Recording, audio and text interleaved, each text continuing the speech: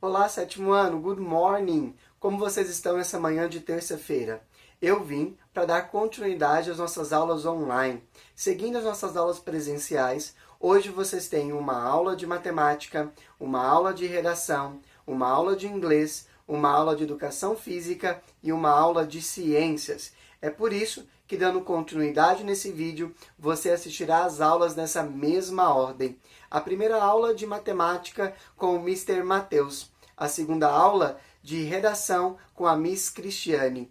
A terceira aula de inglês com o Mr. Steflin.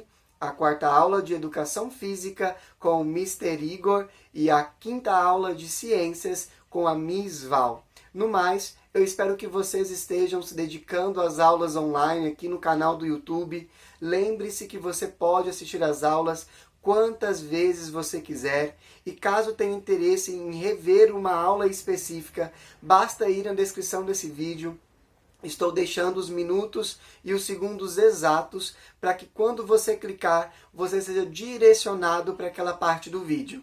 Espero também que você esteja na sua turma, dentro da plataforma do Google Classroom, ou esteja participando nas nossas videoconferências em nossos plantões de dúvidas. Lembre-se, não fique com dúvidas. Caso você tenha dúvida, anote e pergunte ao seu professor de forma online, através dos nossos plantões de dúvidas. Lá ele poderá te ajudar, esclarecer a sua dúvida, retomar conteúdos, ok? No mais, também me coloco à disposição nas minhas redes sociais, nas plataformas, todos nós, para poder ajudar a você da melhor forma possível, ok? Desejo a você um bom dia, uma ótima aula, até amanhã, fique com Deus.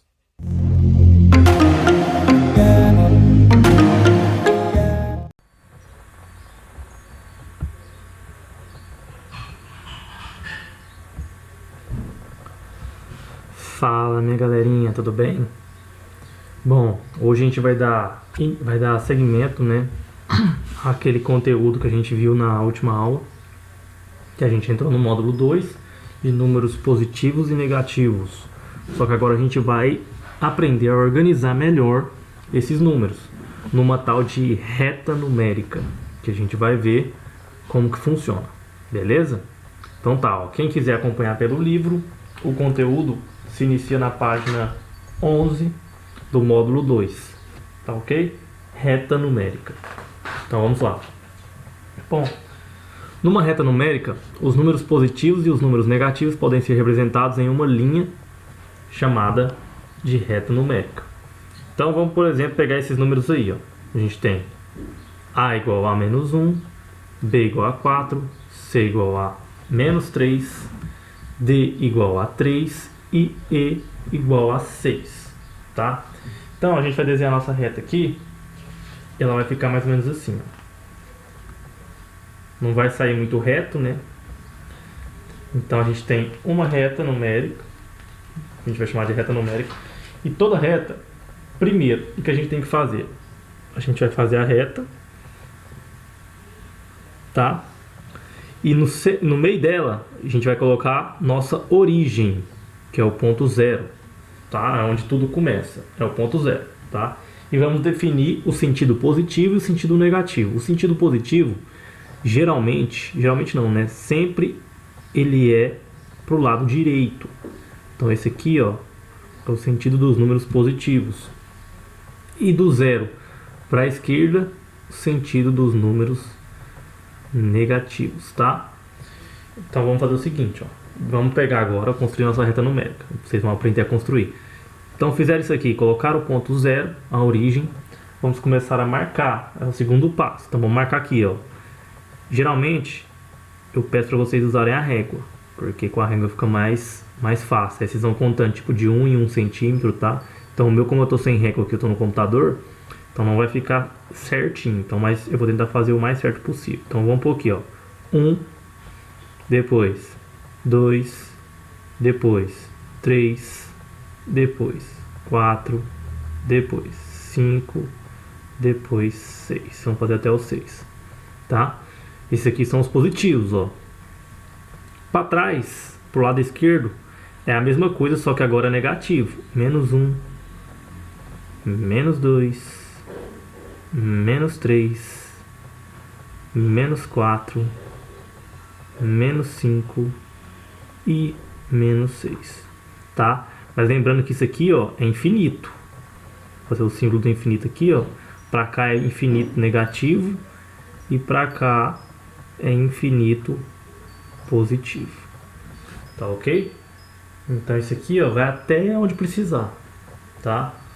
Então nossa reta numérica está pronta. Agora o terceiro passo, vamos identificar esses números aqui, ó, na nossa reta e vamos colocar a letra deles, tá? Então, ó, menos 1, onde está o menos 1 aqui, não é? Então aqui vai ser o A. Nosso A está aqui. Beleza? B, 4. 4 está aqui, ó. Então, B. O C, menos 3. Menos 3 está aqui, ó. C. O D, 3. Então o D está aqui. E o E, 6. Nosso E está aqui. Então, esse é o conceito de reta numérica, beleza? Então, ó, aqui a gente viu, ó, lembrando lá daquela matéria de conjuntos numéricos também. A nossa reta aqui que a gente desenhou tem o que? Tem os números naturais, né? Que são os números inteiros não negativos, também conhecido como inteiros não negativos, que são esses aqui, ó, números naturais, correto? Então, um pouquinho, ó, naturais. Temos os inteiros negativos, que são esses aqui, ó, do menos 1 até o menos 6, então, inteiros negativos. E temos também os inteiros, que são todos esses aqui, ó.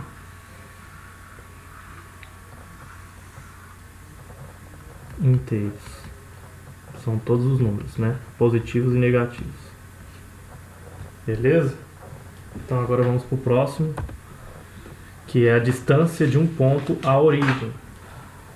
Como é que funciona? Também vai funcionar com a reta numérica. Então, primeiro a gente fala assim, ó, chamamos a distância de um ponto qualquer da reta até a origem, que é o ponto zero, de módulo ou valor absoluto. Então é módulo ou valor absoluto. O módulo de todo número é diferente de todo número diferente de zero é sempre positivo. Então tá, então vamos desenhar aqui nossa reta numérica de novo.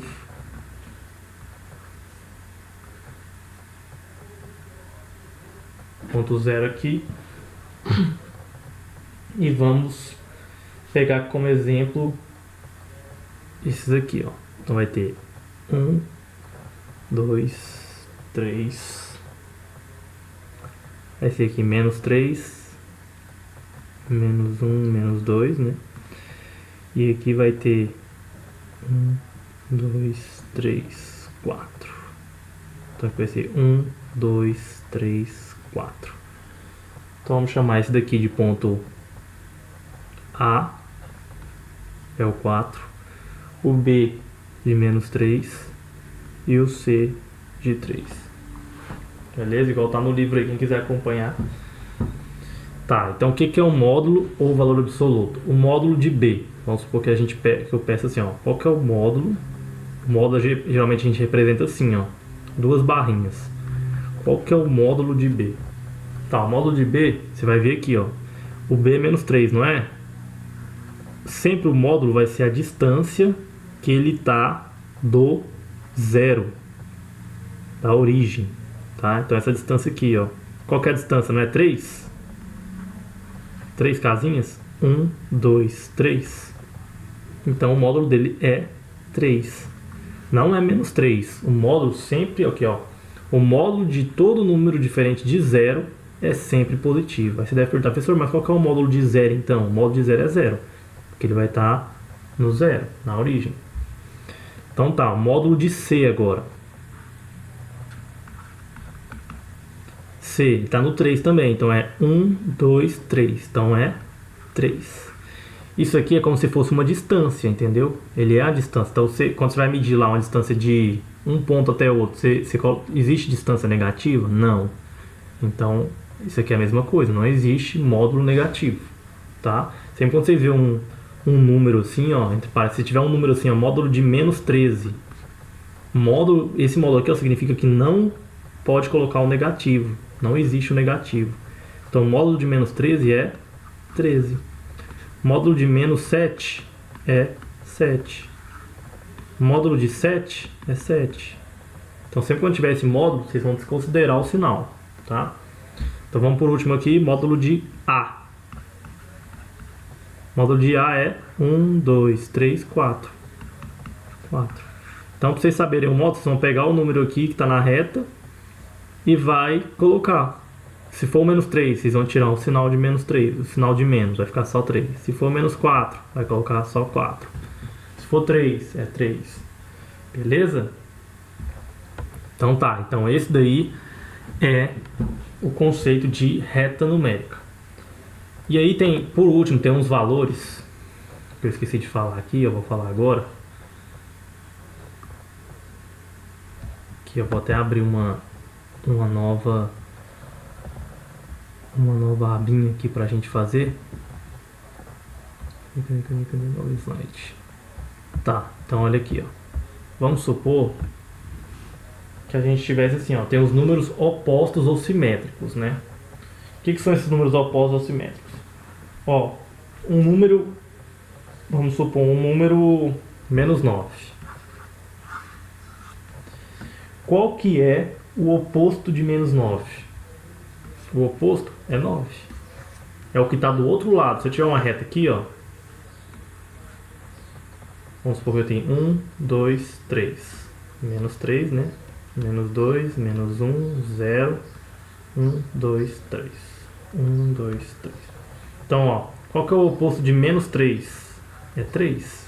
Ele está à mesma distância daqui, ó, do 0.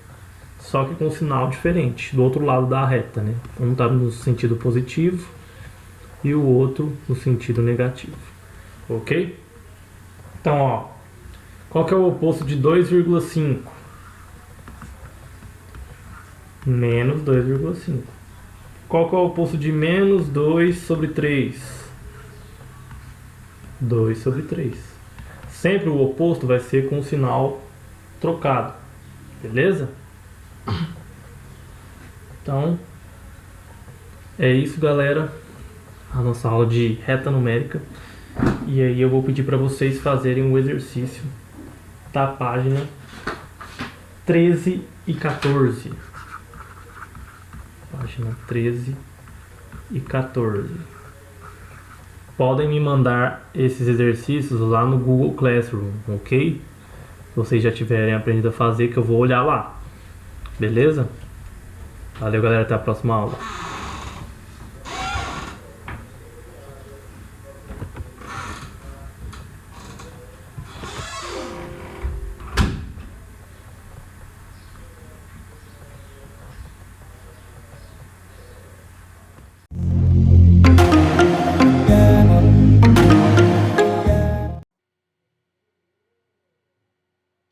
Bom dia, sétimo ano, tudo bem com vocês? Espero que esteja tudo ótimo. Dando seguimento aí às nossas aulas, tá? Hoje, dia 14 de abril de 2020, terça-feira. Estamos seguindo o nosso horário oficial de aulas, então nós temos aulas de redação toda segunda e toda terça-feira. Hoje, terça-feira, nós daremos seguimento. Nós seguiremos o conteúdo que nós iniciamos na semana passada, que é texto de opinião, tá? Ontem eu passei para vocês o gênero bilhete, tá? Que é um gênero tranquilo, é um gênero que alguns já conhecem. Acho que todo mundo conhece bilhete, mas não tinha estudado a fundo alguns elementos. Então, é um gênero que eu coloquei entre o texto de opinião, que foi na semana passada, e o artigo de opinião hoje, para dar uma aliviada, digamos. Tá? Então, hoje é artigo de opinião, o nosso conteúdo aí para a aula de redação. Esse aqui é o início do artigo de opinião, tá? Porque hoje eu estou passando slides e passarei uma atividade para ser feita, que eu deixarei a proposta de atividade lá no Google Classroom. Mas no livro didático de vocês tem também artigo de opinião, que é o conteúdo que nós estudaremos semana que vem, só que aí já dentro do livro de vocês, tá bom? Por que nós, né, estamos fazendo uma aula hoje, faremos outra semana que vem? Porque o artigo de opinião, ele é um texto muito comum, só que ele tem suas particularidades, ele tem seu estilo de escrita, né, ele tem as suas características próprias. Então, normalmente, em concursos, em vestibulares, né, aparecem propostas de redação com esse tema, né, que é o artigo de opinião. Então, por isso que nós, né, daremos um foco maior a esse gênero textual. Não que os outros não sejam importantes, todos os gêneros textuais são de extrema importância, porém o artigo de opinião, ele aparece mais, né? Então ele tem algumas coisas que vocês têm que memorizar, têm que ter em mente para que seja feito um bom trabalho, ou seja, um belo texto, um texto dentro das normas gramaticais, primando pelas características dele, tá? Então hoje falaremos sobre artigo de opinião e em seguida eu falarei para vocês o que será a tarefa de casa. Essa tarefa de casa eu volto a repetir, ela está postada, né? Eu coloquei a proposta de produção de texto lá no Google Classroom. Faz a atividade, faz o texto, tira foto e posta em seguida para que eu possa estar corrigindo, assim como eu estou corrigindo a atividade da semana passada e a atividade de ontem, que foi o bilhete, tá? Tô corrigindo e anotando tudo aqui na minha ficha avaliativa, ou seja, essa ficha de avaliativa, de avaliação contínua, é o que vocês fazem, é a mesma ficha que eu trabalho com vocês em sala, tem o maisinho para quem faz e o menos para quem não fez. Tudo bem? Então, seguiremos aí a nossa aula aí sobre artigo de opinião. Meninos, o próprio nome do gênero textual, ele já te induz a entender ou conhecer ou saber do que esteja falando. Então, aí, nós temos aí um artigo de opinião, ou seja, é um artigo, um texto, que terá como foco a opinião. Opinião de quem? A sua opinião, a opinião de quem estiver escrevendo esse artigo. Acompanhe, por gentileza, aí a leitura. O artigo de opinião é um tipo de texto dissertativo argumentativo, onde o autor apresenta o seu ponto de vista sobre determinado tema. Por isso, recebe esse nome. O que é dissertativo argumentativo?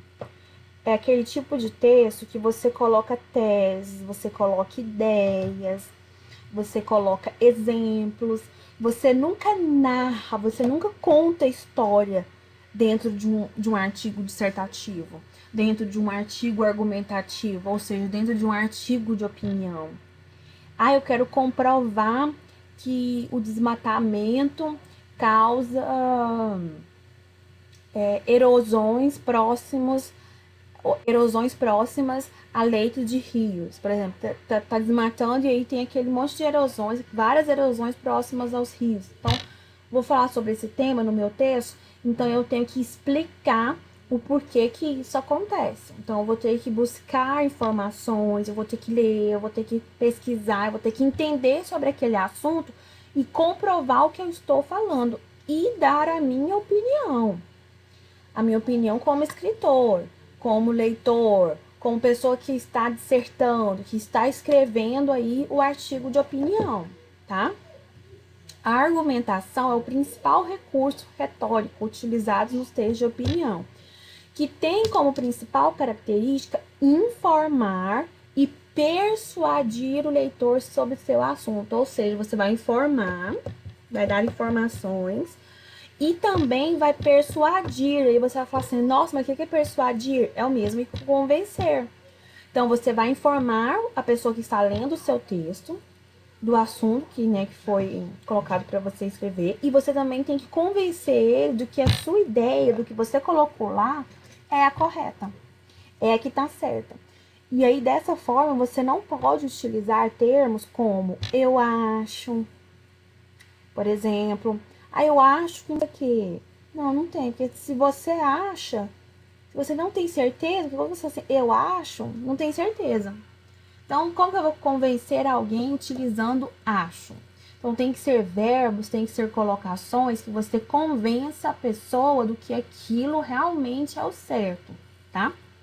Esses textos, eles geralmente, os artigos de opinião, eles são veiculados, ou seja, eles são apresentados, divulgados em meios de comunicação de massa, ou seja, televisão, rádio, jornais ou revistas, que abordam temas da atualidade. O que são veículos de comunicação de massa? São aqueles veículos de comunicação que atingem um maior número de pessoas. Então, por exemplo, um jornal que passe à noite,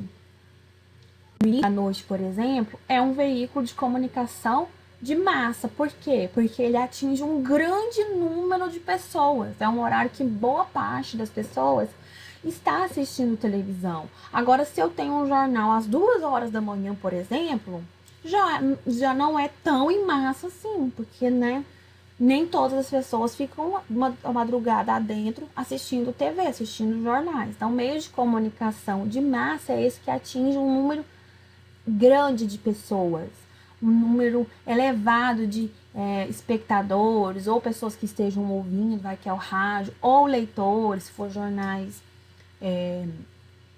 impressos, escritos, ou revistas, ou internet, e assim por diante. Quero falar agora com vocês um pouquinho sobre as características do artigo de opinião. Então, olha só, são textos que são escritos em primeira e terceira pessoa. O que é isso, primeira e terceira pessoa? Nós estamos estudando isso lá no conteúdo de gramática, que nós estamos estudando os verbos. Então, nós temos que saber o que é uma primeira e o que é uma terceira pessoa. Primeira pessoa é quando eu me coloco, é quando eu falo, eu acredito que hoje esteja muito calor. Porque a minha ideia, eu me coloquei. Terceira pessoa é o terceiro falando. Ele acredita que esteja fazendo calor hoje. Então, aí nós falamos da terceira pessoa. Primeira e terceira pessoa pode ir para o plural ou para o singular. Existe essa possibilidade de flexão. No caso do artigo de opinião, eu vou ficar com a primeira pessoa do singular, porque é eu que estou escrevendo o texto. Eu, aluno, eu, professora, eu, estudante, enfim, quem está escrevendo esse texto. Eu não estou escrevendo ele em paralelo com outras pessoas, é um texto meu, é uma opinião minha. Então, somente o quê? Primeira pessoa do singular. Agora, a terceira pessoa, se eu estiver fazendo referência a um grupo de pessoas, a um grupo de ideias, alguma coisa que seja no plural, aí sim ele lhe permite essa colocação no plural. Mas, como eu estou escrevendo, quando eu falo eu, é você também que está, assistindo aí, você como aluno. Você não está escrevendo esse texto em grupo, você está escrevendo ele individual. Então, a primeira pessoa do singular. Então, tem como característica, eu falei para vocês, o uso da argumentação e da persuasão, ou seja, do convencimento. Geralmente são assinados pelo autor. Por que geralmente são assinados? Porque se eu estou dando a minha opinião, quem está lendo precisa saber de quem que é essa opinião. Tem uma opinião lá, mas eu não sei de quem que é. Então, né, faz necessário, em alguns momentos, colocar essa assinatura. Somente em caso de concurso, vestibular, aí não, aí você não assina, tá? Produções veiculadas nos meios de comunicação, que nós falamos agora, possui uma linguagem simples, objetiva e subjetiva. O que é isso? Linguagem simples, que as pessoas entendam. Objetiva e subjetiva. Objetiva é aquela coisa mais clara, sem ficar enrolando, sem ficar inventando coisas que não tem a ver, né? E subjetiva, pelo quê? Vem do sujeito, vem da ideia do que você está colocando. E, né, a escolha de temas, o quê? Da atualidade, né? Então, ele tem como uma das características essa escolha de temas da atualidade. Então, os artigos de opinião, normalmente, eles são escritos com assuntos que sejam atuais, tá? E lembrando que precisa ter a primeira o quê? Pessoa, porque eu estou escrevendo e tenho o quê? A minha opinião, tá? Agora eu quero falar sobre o artigo de opinião. Então, geralmente, esse tipo de gênero, né, os artigos de opinião, eles seguem um padrão de estrutura dos textos dissertativos e argumentativos. São 3 partes: a introdução, o desenvolvimento e a conclusão. Ah, professora, eu vou colocar isso tudo em um parágrafo? Não, você não vai colocar isso tudo em um parágrafo. Você faz um parágrafo para a introdução, depois você faz de 2 a 3 para o desenvolvimento, porque é a parte que você vai falar, você vai argumentar, você vai colocar fatos, você vai colocar ideias, você vai colocar exemplos. Então, o desenvolvimento é de 2 a 3 parágrafos. E a conclusão é um parágrafo, porque você vai concluir a ideia, você vai fechar o seu texto. Então, vamos falar um por um. Introdução. O que tem na introdução? É a exposição, é onde apresenta o que vai ser dito, o que vai ser descrito, o que vai ser argumentado no seu artigo. Então, é só um breve comentário sobre o que terá no desenvolvimento. Porque no desenvolvimento é o momento em que a opinião e os argumentos são os principais recursos utilizados, ou seja, é onde eu vou colocar minha opinião, é onde eu vou colocar as ideias, é onde eu vou colocar fontes que eu pesquisei, vi uma pesquisa tal, não sei o que comprova o que eu estou dizendo, então eu posso estar colocando. A conclusão é quando, como eu falei para vocês, é quando você finaliza o seu artigo, você termina, você apresenta as ideias de forma resumida e uma ideia para resumir o que você, para solucionar o problema que você falou. Então eu tenho que resolver o problema lá do lixo na rua. Então, na conclusão, você termina as ideias, mas você coloca a sua ideia para solucionar aquele problema. No caso que eu dei o problema do lixo nas ruas. Então, eu coloco uma solução. Essa solução vai funcionar ou não? Não sabemos. Nós não vimos colocando em prática, mas você colocou na conclusão esse momento aí que é o quê? De solucionar o que foi problematizado lá na introdução e no desenvolvimento. Então, isso é a estrutura do artigo de opinião: introdução, desenvolvimento e conclusão. Nós falaremos mais sobre isso na próxima semana, tá? Porque é um conteúdo vasto, é um conteúdo extenso, é um conteúdo que precisa de pesquisa para elaborar os seus textos. Então, aqui nós estamos iniciando a nossa viagem aí, artigo de opinião, tá bom?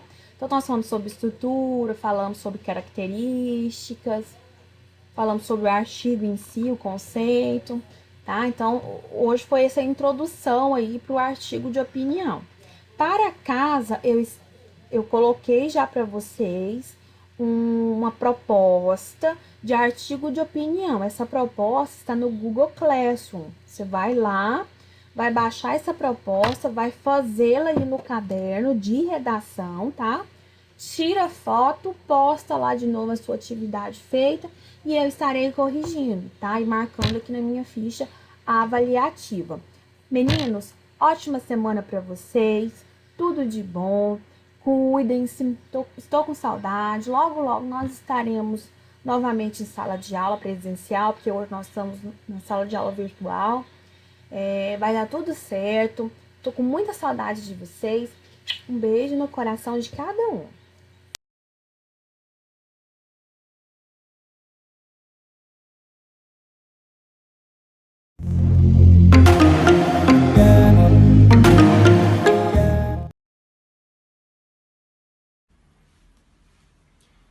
Good morning, tudo bem, galera do sétimo ano?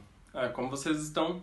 Então, para o próximo conteúdo que eu trouxe para essa semana, para a gente estar trabalhando, vai mudar um pouquinho sobre os temas que a gente já viu. A gente trabalhou muito com gramática, a gente trabalhou com vocabulário, e hoje, para a gente não perder o costume, eu trouxe um pouquinho de texto, de compreensão e tudo mais.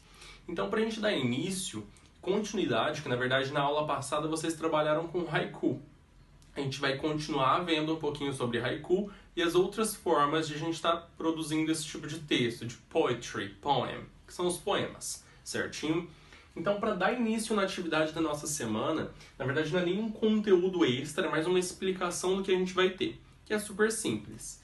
Então, text and comprehension, ou seja, vai ter texto e interpretação e compreensão. Então, a gente vai estar trabalhando com poema. Então, vai ter um poema disposto lá na folha, na atividade de vocês do Google Classroom, e vocês vão ter que realizar a atividade, ou seja, responder atividades sobre esse poema.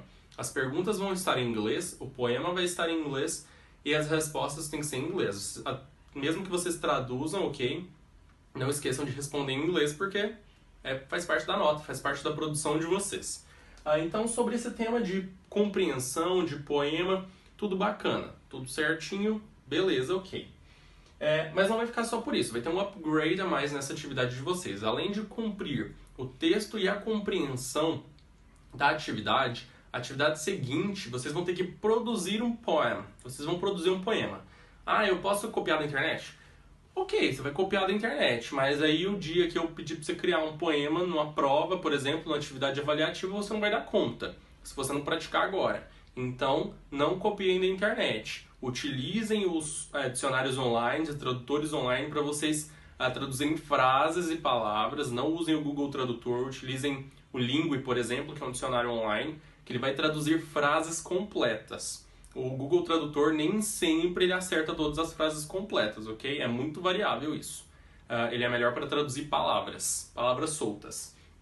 Então, nesse porém aqui desse tema, super tranquilinho para vocês trabalharem, só que tem umas regrinhas extras, ok? Além de trabalhar com a criatividade de vocês, eu vou puxar um pouquinho a cabeça de vocês para 5 strophes, at least 5 lines each. Então vocês vão ter que criar um poema com 5 estrofes. Pode ser 4? Não, pedi 5, ok? Então não vem com conversa, não vem com história. At least 5 lines each. 5 linhas, 5 versos cada estrofe. Então vamos lá de novo. Eu quero um poema que surja da cabeça de vocês, mas que seja escrito em inglês, ou seja, pode ser traduzido online, com 5 estrofes, e cada estrofe deve ter ao menos 5 linhas, ok? Então, estudem alguns poemas em inglês, pesquisem lá poemas em inglês no Google, na barrinha de pesquisa lá. Vai aparecer um monte de autores diferentes, ok? Então vocês vão produzir um outro da cabeça de vocês. Lembra que quando a gente cria um texto, o tema é livre, ou seja, você pode criar sobre qualquer coisa que você queira. Eu não estou impedindo vocês de trabalhar a criatividade, ou seja, estou colocando um tema fixo. Sobre qualquer coisa, sobre natureza, sobre vida real, sobre videogame, qualquer coisa que vocês quiserem, beleza? Então, contanto que,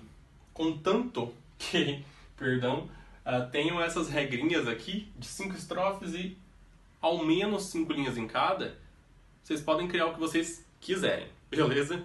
Então é isso, vamos recapitular o que a gente tem que fazer. Primeiro, vai ter um poema para você fazer texto e interpretação.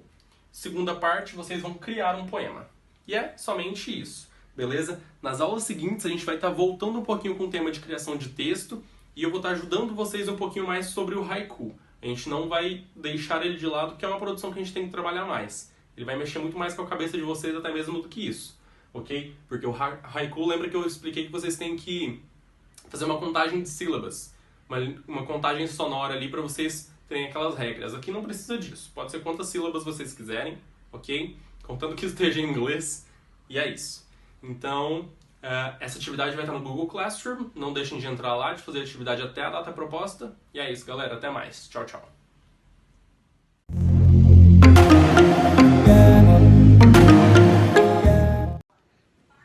Fala galerinha, beleza? Professor Igor na área. Como vocês estão aí? Se cuidando? Todo mundo dentro de casa, praticando atividades ou não? Hoje eu vim aqui para passar para vocês um joguinho que vocês podem fazer com o papai, com a mamãe, com o irmão, colocar todo mundo para brincar, certo? É um joguinho onde vocês vão ter que fazer um tabuleirozinho, certo? Pode ser de 1 a 10, de 1 a 20, de 1 até o número que vocês quiserem, tá? Eu coloquei só pra gente exemplificar aqui e pra gente poder seguir certinho e explicar as regras pra vocês, certo? O jogo vai envolver o Jokenpô, que é o pedra, papel e tesoura, certo? E cada vez que você ganhar, você vai denominar o seu nome no tabuleiro, certo? Hoje eu vou explicar aqui com vocês com a minha mãe. Vem pra cá, mãe. Pra mostrar pra vocês como que vai ser feita a brincadeira, certo? Então vamos lá, a gente vai tirar o Jokenpô. As prendas são polichinelos, certo? Então quem perder faz 10 polichinelos, ok? Vamos. Jokenpô. Aqui no caso, Minha mãe colocou pedra, eu coloquei tesoura, então eu perdi. Eu vou fazer 10 polichinelos. Ok? Aí eu venho, como minha mãe ganhou, eu marco no tabuleiro que ela ganhou a primeira. Certo? Então ela passou pro número 2. Correto? Agora a gente vai jogar de novo. Pedra, papel, tesoura. Eu coloquei papel e minha mãe pedra. Então ela perdeu. Então minha mãe faz. Ok?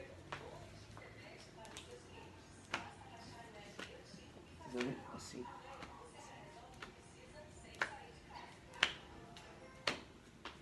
Certo? Então, obrigado, mãe. Você foi fera. A brincadeira é essa. Como eu ganhei, agora eu venho e marco o meu nome. Certo? Até chegar ao número destinado. No nosso caso aqui, eu coloquei 10 casinhas. Certo? Então, no total, vão dar 100 polichinelos. Quem ganhar, fica com uma vitória aí. Beleza? Espero que vocês gostem. Espero que vocês possam fazer. Chama o papai de vocês, a mamãe. Coloquem pra fazer entre os dois. Faz todo mundo aí. Beleza, gente? Um abraço. Fiquem com Deus. Até mais.